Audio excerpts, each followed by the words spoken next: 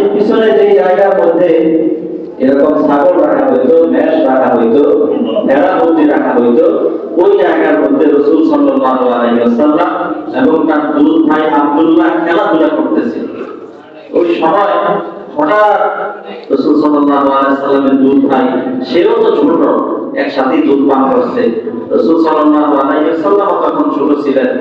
দুই ভাই আব্দুল্লাহ দৌড়ায় আসছেন মা হালিমার কাছে যে আম্মা, আমার যে কুরাইশি ভাই আছে, কুরাইশি ভাই মানে রাসূল সাল্লাল্লাহু আলাইহি ওয়াসাল্লাম তো কুরাইশ বংশের ছিল, আমার যে কুরাইশি ভাই আছে দুইজন লোক আয়েশা তাকে শোয়াইছে, শোয়াইয়া তার দুধ ভাইরা তারা কি যেন করতেছে। এই ঘটনা শুইনা, এই কথা শুইনা হালিমা সাদিয়া রাদিয়াল্লাহু আনহা এবং তার স্বামী উভয় খুব ভয় পেয়ে গেলেন, বিচলিত হয়ে গেলেন। তারা দৌড়ায়া সেখানে গেলেন, দেখলেন রাসূল সাল্লাল্লাহু আলাইহি ওয়াসাল্লাম তখন ছোট ছিলেন, ছোট বাচ্চা ছিলেন, ভয়ে এরকম উঁচু উঁচু হয়ে গেছে, চুপচাপ হয়েছে, চেহারার মধ্যে কিছুটা ভীতিকর একটা ভয়ের ধারণা ছাপ। তখন তারা বললেন যে বাবা তোমার কি হয়েছে? আল্লাহ হাবিব তখন বললেন যে দুইজন সাদা কাপড় পরিহিত, সাদা কাপড় পরা দুইজন লোক আসলো, আয়েশা এখানে আমাকে শোয়াইলো, এরপর তারা আমার বুক থেকে কি যেন একটা বাইর করলো, এটাকে আবার তারা ধরতে করলো, এরপর তারা আবার এটাকে এই জায়গায় বলতে রাখা তারা আস্তে করে চলে গেল। তারা চলে যাওয়ার পর রাসূল সাল্লাল্লাহু আলাইহি ওয়াসাল্লাম ওখানে ওইরকম বসা ছিল। এই হচ্ছে রাসূল সাল্লাল্লাহু আলাইহি ওয়াসাল্লামকে ছোটবেলায় একবার রাসূল সাল্লাল্লাহু আলাইহি ওয়াসাল্লামের সিনা মুবারককে চিরে তার পরিচয় ধৌত করা হয়েছিল। এই উদ্দেশ্যে বাচ্চা বেলায় বাচ্চারা যে সকল দুষ্টুমি করে, যে সকল একেবারে বেশি বাচ্চা জাতীয় কাজ করে, এই জাতীয় কাজ থেকে রাসূল সাল্লাল্লাহু আলাইহি ওয়াসাল্লামকে হেফাজতের লক্ষ্যে সিনা মুবারক একবার ধৌত করা হয়েছে। দ্বিতীয়ত রাসূল সাল্লাল্লাহু আলাইহি ওয়াসাল্লাম যখন যৌবনে পদার্পণ করবেন, যুবক বয়সে বালেগ হবেন, ওই বালেগ হওয়ার আগে, যুবক বয়সে উপনীত হওয়ার আগে, তখন আরেকবার ফেরেশতারা তার সিনা ধৌত করছিল, যাতে যুবকরা যে সকল অশ্লীল কাজ করে, বেহায়াপনাতে লিপ্ত হয়, যুবক বয়সের যে যৌবনের প্রকারের পাগলামি আছে, এই যৌবনের পাগলামিতে তিনি যাতে পইয়া না যান, এই জন্য তখন তার সিনা মুবারক আরো একবার ধৌত করা হয়।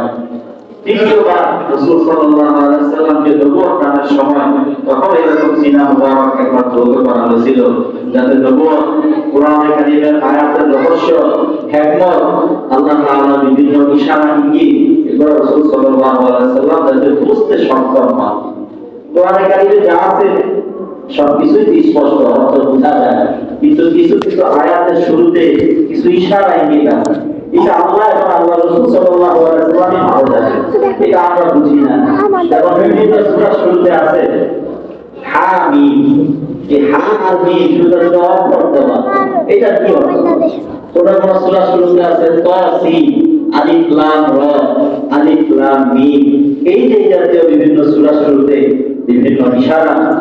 আর অনেক সময় রাসূল সাল্লাল্লাহু আলাইহি ওয়াসাল্লামের অন্তরের মধ্যে আল্লাহ তাআলা একটা কথা ঢাইলা দিতেন, এই বিষয়গুলো যাতে রাসূল সাল্লাল্লাহু আলাইহি ওয়াসাল্লাম বুঝতে পারে, ধারণ করতে পারে, এই জন্য তখন তার সিনা মুবারক চাক কইরা এটাকে ভাইরা তার পরিচয় ধৌত করা হয়েছিল। চতুর্থ হয়েছে মেরাজের সময় রাসূল সাল্লাল্লাহু আলাইহি ওয়াসাল্লাম তো দুনিয়াতে বাস করতেছেন, মেরাজ হয়েছে ঊর্ধ্ব জগতের একটা বিষয়। এই দুনিয়ার দ্বারা সরাসরি আল্লাহ তাআলাকে দেখা, এটা কোনো মানুষের পক্ষে সম্ভব না। আল্লাহ তাআলা আমাদেরকে দেখা দিবেন, সেটা হচ্ছে পরকালীন জীবনে। মুসা আলাইহিস সালাম তো দেখার আবেদন করলেন, দেখার আবেদন করার পরে আল্লাহ তাআলা তাকে বলছিলেন তুমি তো আমাকে কিছুতেই দেখতে পারবা না, সম্ভব না। মুসা আলাইহিস সালাম বারবার পিড়াপিড়ি করার পরে তখন আল্লাহ তাআলা বলছিলেন ওই পাহাড়ের দিকে তুমি বরং তাকাও, যদি পাহাড় তার জায়গাতে স্থির থাকতে পারে তাহলে ভাববা তুমি আমাকে দেখতে পারো। তখন আল্লাহ তাআলা তার তাজাল্লি, তার আলো, তার নূর কিছুটা পাহাড়ের মধ্যে হালকা প্রকাশ করলেন, সাথে সাথে ওই পাহাড় চূর্ণ বিচূর্ণ হয়ে গেল।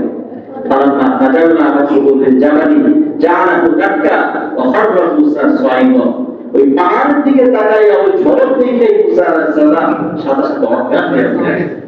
দীর্ঘ সময় পর তার হুঁশ আসছে, হুঁশ আসার পরে তিনি বলছেন যে হে আল্লাহ, দুনিয়ার চোখে যে আপনাকে দেখা যাবে না, এই বিষয়ে আমি সর্বপ্রথম ঈমানদারদের অন্তর্ভুক্ত।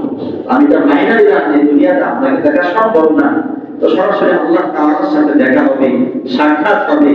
এই জন্য রূহের শক্তি বাড়ানোর জন্য আল্লাহ তাআলার সাক্ষাৎটা যাতে আল্লাহ নবী বরদাস্ত করতে পারেন, সইতে পারেন, এই জন্য তখন তার সিনা মোবারক দ্রুত কইরা ঈমানের নূর এবং হিকমতের নূরের মাধ্যমে তার অন্তরকে আরো শক্তিশালী করা হয়েছে, অন্তরকে আরো ঝোলানো করা হয়েছে।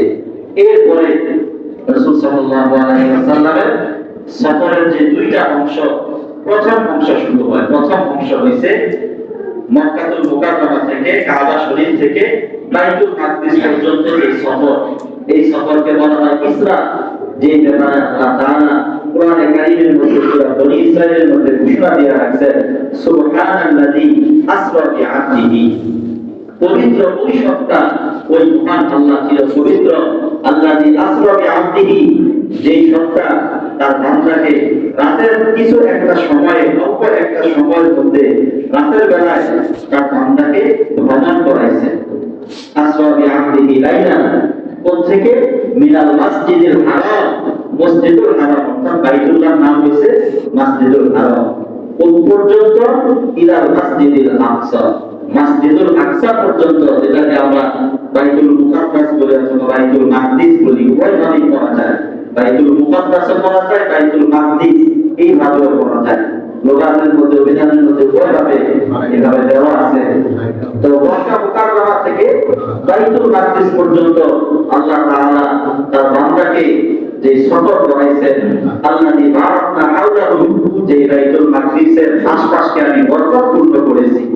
তো এই যে আল্লাহ তাআলা মক্কা মুকাররমা থেকে আল্লাহ রাব্বুল আলামিন বাইতুল মাকদিস পর্যন্ত রাসূল সাল্লাল্লাহু আলাইহি ওয়াসাল্লামকে যে রাতের বেলায় যে সফর করাইছে, এই অংশটাকে বলা হয় ইসরা। এই অংশটা যদি কেউ অস্বীকার করে, সে সাথে সাথে কাফের হয়ে যাবে, সাথে সাথে কাফের হয়ে যাবে। কেন? সে স্পষ্ট কোরআনে কারীমের একেবারে স্পষ্ট একটা আয়াতকে সে অস্বীকার করেছে। এই জন্য এটা অস্বীকার করার কোনো সুযোগ নাই। সুবহানাল্লাযী আসরা বিআবদিহি লাইলান মিনাল মাসজিদিল হারাম ইলাল মাসজিদিল আকসা আল্লাযী বারাকনা হাওলাহু লিনুরিয়াহু মিন আয়াতিনা। এই সফরটা আল্লাহ তাআলা কেন করাইলেন? আল্লাহ তাআলা বলেন, লিনুরিয়াহু মিন আয়াতিনা। ঊর্ধ্ব জগতে আল্লাহ তাআলার বিভিন্ন যে নিদর্শন আছে, এই নিদর্শন থেকে কিছু কিছু নিদর্শন যাতে আল্লাহ তাআলা তার বান্দাকে, অর্থাৎ রাসূল সাল্লাল্লাহু আলাইহি ওয়াসাল্লামকে দেখাইতে পারেন, এই জন্য তিনি এই সফরের ব্যবস্থা করলেন। তো যখন রাসূল সাল্লাল্লাহু আলাইহি ওয়াসাল্লামের সাথে সুলুক এটা শেষ হইল, তখন হযরত জিবরাইল আলাইহিস সালাম আল্লাহ তাআলার হুকুমে বুরাক নামক একটা জন্তু আনলেন। বুরাক আনা দেখতে যেরকম চাঁদ পাওয়া যায়, এরকম একটা জন্তু, একটা জীব। ওটা দেখতে যেমন ছিল আল্লাহ পাক ভালো জানেন। ওটার গায়ের রং ছিল সাদা, গাধার চাইতে আরেকটু বড়, এবং খচ্চরের চাইতে সাইজে আকৃতিতে আরেকটু ছোট। তো এই বুরাক আনা হইল, বুরাকের মধ্যে রাসূল সাল্লাল্লাহু আলাইহি ওয়াসাল্লাম আরোহণ করলেন। এরপরে তিনজনের সফর শুরু হইল। রাসূল সাল্লাল্লাহু আলাইহি ওয়াসাল্লাম, হযরত জিবরাইল আলাইহিস সালাম এবং হযরত মিকাঈল আলাইহিস সালাম। তো জিবরাইল আলাইহিস সালাম উনি তো ফেরেশতা, ওনার চলার জন্য আল্লাহ তাআলা তাকে বিশেষ শক্তি দান করছে, ওরা যেভাবে ইচ্ছা অতি দ্রুত, অতি অল্প সময়ের মধ্যে এক জায়গা থেকে আরেক জায়গাতে যাইতে পারেন। তো কোনো কোনো বর্ণনার মধ্যে আছে যে রাসূল সাল্লাল্লাহু আলাইহি ওয়াসাল্লামের সাথে ওই বুরাকের পিছনে জিবরাইল আমিনও বসছিলেন। আল্লাহ হাবিব ছিলেন সামনে, জিবরাইল আলাইহিস সালাম ছিলেন পিছনে। এইভাবে তাদের সফর শুরু হইল। মসজিদুল হারাম থেকে মসজিদুল আকসার সফর তাদের শুরু হয়ে গেল। তারা পথ চলতে লাগলেন। পথ চলতে চলতে অগ্রসর হইতে হইতে রাসূল সাল্লাল্লাহু আলাইহি ওয়াসাল্লাম কিছুদূর অগ্রসর হওয়ার পর একজন বৃদ্ধা মহিলাকে দেখতে পাই। যখন বৃদ্ধা মহিলাকে অতিক্রম করে যাইতেছিলেন, তখন ওই বৃদ্ধা মহিলা রাসূল সাল্লাল্লাহু আলাইহি ওয়াসাল্লামকে ডাক দিলেন। জিবরাইল আমিন বললেন যে আপনি ওই দিকে তাকায়েন না, খেয়াল করেন না, আপনি সামনের দিকে চলতে থাকেন। তো বুরাকের গতি এত বেশি ছিল, এত দ্রুত গতি সম্পন্ন ছিল, ওই প্রাণী বুরাকের দৃষ্টি শক্তি যেই জায়গার মধ্যে গিয়া পড়তো, সাথে সাথে তার পাও ওই জায়গার মধ্যে গিয়া পড়তো। এত দ্রুত এটা চলতে পারতো, এত দ্রুত সফর হয়েছিল। এরপরে কিছুক্ষণ চলার পর রাসূল সাল্লাল্লাহু আলাইহি ওয়াসাল্লাম দেখলেন যে একটা বৃদ্ধ লোক দেখা যাইতেছে, পুরুষ। আগেরটা ছিল বৃদ্ধা মহিলা, এখন দেখা যাইতেছে একজন বৃদ্ধ পুরুষ। এবারও জিবরাইল আমিন বললেন যে আপনি ওই দিকে তাকায়েন না, আপনি সামনে অগ্রসর হন, সামনের দিকে চলতে থাকেন। এর কিছুক্ষণ পর একটা জামাত দেখতে পাইলেন, কিছু লোকের একটা জামাত দেখতে পাইলেন। তারা রাসূল সাল্লাল্লাহু আলাইহি ওয়াসাল্লামকে সালাম পেশ করলেন, আসসালামু আলাইকা ইয়া হাশিরু, আসসালামু আলাইকা ইয়া আউয়ালু, আসসালামু আলাইকা ইয়া আখির। এবার জিবরাইল আলাইহিস সালাম বললেন, আপনি তাদের সালামের উত্তর প্রদান করেন। এরপর জিবরাইল আলাইহিস বললেন, প্রথমে আপনি যে মহিলাকে দেখছেন, এই মহিলাটা হচ্ছে দুনিয়া। অর্থাৎ এই মহিলা যেমন বয়স্ক হয়ে গেছে, স্বাভাবিক হিসাবে মানুষ বয়স্ক হয়ে গেলে আমাদের তো একটা অনুমান থাকে যে আর বেশি দিন হয়তো সে বাঁচবে না, 80 বছর হইলে সর্বোচ্চ হয়তো 20 বছর, অল্প সময়ের মধ্যে যে কোনো সময় তার মৃত্যু চলে আসতে পারে। তো এই মহিলা বয়স যেরকম দেখলেন, তার যেই পরিমাণ হায়াত বাকি আছে বইলা অনুমান হয়, এটা হইছে দুনিয়া। দুনিয়াকে এইভাবে বৃদ্ধ মহিলার একটা আকার আকৃতি আল্লাহ তাআলা দিয়ে আপনাকে দেখাইলেন যে দুনিয়ার ধ্বংস হওয়ার সময় এই পরিমাণ বাকি আছে, যেই পরিমাণ অনুমান হয় যে এই বৃদ্ধ মহিলার হায়াত বাকি আছে। অর্থাৎ অচিরে এই দুনিয়ার ধ্বংস এটা কাছাই আসছে, এটা বেশি সময় আর বাকি নাই। এরপরে দ্বিতীয়ত যে আপনি পুরুষ লোকটা দেখলেন, এইটা হচ্ছে ইবলিস শয়তান। আপনার পথকে আটকানোর জন্য, আপনার মনোযোগকে বিনষ্ট করার জন্য, নষ্ট করে দেওয়ার জন্য, আপনার সফরটাকে আপনাকে ধোঁকা দেওয়ার জন্য সে আপনাকে থামানোর চেষ্টা করছে, আপনাকে ডাক দিয়েছে। আর তৃতীয় যে কিছু লোক দেখলেন, জামাত দেখলেন, কিছু মানুষ দেখলেন, এরা হয়েছে নবীদের একটা জামাত। বিশেষভাবে এই নবীদের মধ্যে হযরত ইব্রাহিম আলাইহিস সালাম, হযরত মুসা আলাইহিস সালাম এবং হযরত ঈসা আলাইহিস সালাম তারা উপস্থিত ছিলেন। পুরো হাদিসের মধ্যে আছে, আল্লাহ নবী সাল্লাল্লাহু আলাইহি ওয়াসাল্লাম বলেন যে মেরাজের রাতে যখন আমি যাচ্ছিলাম বুরাকে চড়িয়া, তখন আমি দেখতে পাইলাম যে মুসা আলাইহিস সালাম তার কবরের মধ্যে দাঁড়ায় দাঁড়ায় নামাজ পড়তেছে। আমাদের সকলের বিশ্বাস যে নবীরা তাদের সশরীরে কবরের মধ্যে জীবিত অবস্থায় আছে। আমাদের হাবিব সাল্লাল্লাহু আলাইহি ওয়াসাল্লাম তার দেহ মুবারক নিয়ে রওজা শরীফের মধ্যে জীবিত অবস্থায় আছেন। কোন মানুষ, কোন বান্দা যখন দুরূদ পাঠ করে, তখন ফেরেশতারা এই দুরূদের সংবাদ সাথে সাথে রাসূল সাল্লাল্লাহু আলাইহি ওয়াসাল্লামের কাছে পৌঁছায় দেন। আল্লাহ হাবিব আসেন না। হাদিসের মধ্যে আছে আল্লাহ নবী প্রত্যেকের কাছে আসেন না, আর প্রত্যেকের কাছে গিয়া সালাম শোনা এটা কোনো শান না। আসল শান হইছে যারা রাষ্ট্রীয় লোক থাকে, যারা রাজা বাদশা থাকে, তারা এক জায়গার মধ্যে অটক থাকে, বসা থাকে, বিভিন্ন জায়গা থেকে খবর তাদের কাছে দেওয়া হয়। রাসূল সাল্লাল্লাহু আলাইহি ওয়াসাল্লাম রওজা খানের মধ্যে জীবিত অবস্থায় আছেন। আল্লাহ তাআলা ফেরেশতা নিযুক্ত করে দিয়েছেন, যখনই কোনো বান্দা দুরূদ পড়ে, সাথে সাথে রাসূল সাল্লাল্লাহু আলাইহি ওয়াসাল্লামের কানে এই খবরটা ফেরেশতারা গিয়ে পৌঁছায় দেয় যে আপনার অমুক বান্দা, অমুকের পুত্র অমুক আপনার উপর দুরূদ পাঠ করছে। তো রাসূল সাল্লাল্লাহু আলাইহি ওয়াসাল্লাম ওই রাতে দেখলেন যে মুসা আলাইহিস সালাম সশরীরে তার কবরের মধ্যে দাঁড়ায় দাঁড়ায় নামাজ আদায় করতেছে। ওই রাতে রাসূল সাল্লাল্লাহু আলাইহি ওয়াসাল্লাম আর অনেক কিছু দেখছেন, অনেক দৃশ্য দেখছেন। এর মধ্যে আল্লাহ নবী বলেন যে ওই রাতে আমি কারা দাজ্জাল, কিয়ামতের আগে যে দাজ্জাল আসবে, ওই দাজ্জালকেও দেখছি, মুসা আলাইহিস সালামকে নামাজ পড়া অবস্থায় দেখছি, এবং জাহান্নামের দায়িত্বশীল যে ফেরেশতা আছে, ফেরেশতার নাম হইছে মালিক।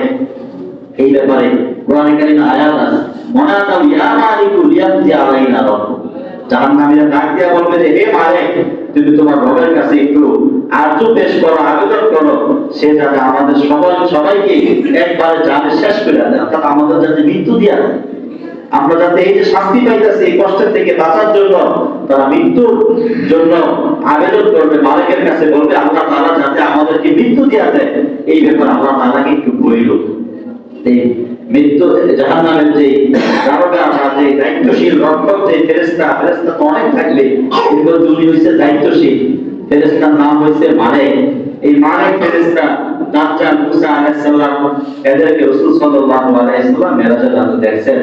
আর অনেক বিষয় রাসূল সাল্লাল্লাহু আলাইহি ওয়াসাল্লাম দেখছেন বিভিন্ন জাতিকে বিভিন্ন ব্যক্তিকে বিভিন্ন ভাবে শাস্তি দেওয়া হইতেছে। কাকে কিভাবে শাস্তি দেওয়া হইতেছে এইটার বিবরণ ইনশাআল্লাহ পরবর্তীতে আমরা আলোচনা করব। আল্লাহ তাআলা আমাদের সকলকে মেরাজের উপর বিশ্বাস স্থাপন করার তৌফিক দান করুন। ওয়া আখিরু দাওয়ানা আলহামদুলিল্লাহি রাব্বিল আলামিন। আমরা সুন্নাত কইলে জানা সাল্লাল্লাহু আলাইহি